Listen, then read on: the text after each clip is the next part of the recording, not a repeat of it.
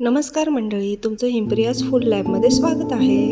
आज आपण बनवत आहोत एकदम झक्कास अशी हेल्दी रेसिपी, ते सुद्धा गव्हाच्या पिठापासून पिझ्झा डो, ज्यापासून आपण गार्लिक ब्रेड, पिझ्झा वगैरे काहीही बनवू शकतो. त्यासाठी मी कोमट पाणी घेतलेलं आहे, त्यात साखर आणि इन्स्टंट ईस्ट टाकलेला आहे. ते आपण चांगलं मिसळून घेऊयात. हे चांगलं मिसळून आपण 5 मिनिटासाठी रेस्ट द्यायला ठेवूयात. त्यानंतर आपण एका बाजूला गव्हाचं पीठ घेऊया 2 कप.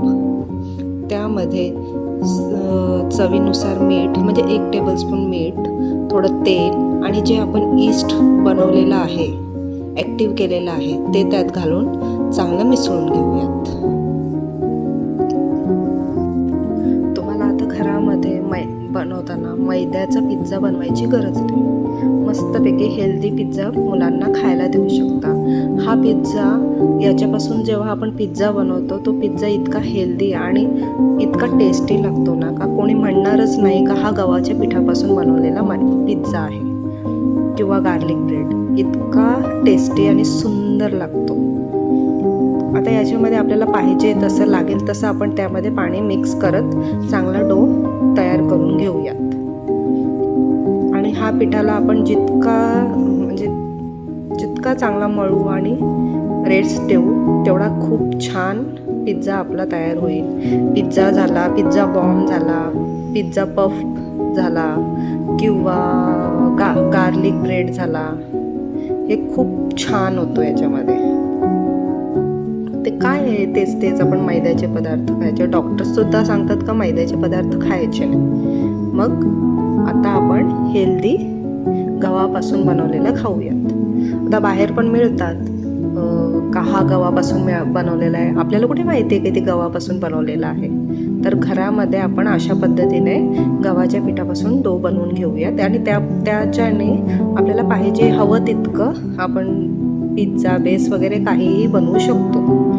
आता आपण असं चांगलं मळून घ्यायचं आहे स्ट्रेच करत.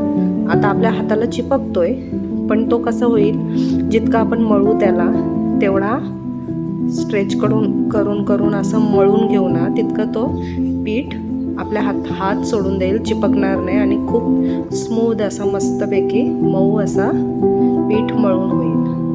मध्ये मध्ये जेव्हा आपल्या हाताला चिपकलेला असतो, ते आपण स्क्रॅपरने किंवा सुरीने, चमच्याने असे काढून घेऊयात आणि मग पीठ परत मळायची सुरुवात करूयात. तुम्हाला जर माझी रेसिपी आवडली असेल तर लाईक करा, सबस्क्राईब करा, शेअर करा. अशा छान छान रेसिपी मी परत घेऊन येणार आहे. आता याला आपण 2 घंट्यासाठी, म्हणजे 2 तासासाठी आपण रेस्ट देऊयात. असा रॅपर असेल तर तुम्ही रॅप करू शकता, नाहीतर मग वरती ताट झाकण ठेवून असं गरम ठिकाणी ठेवून द्या. 2 तासासाठी ठेवून द्यायचं. बघा 2 तासानंतर किती छान दिसतोय.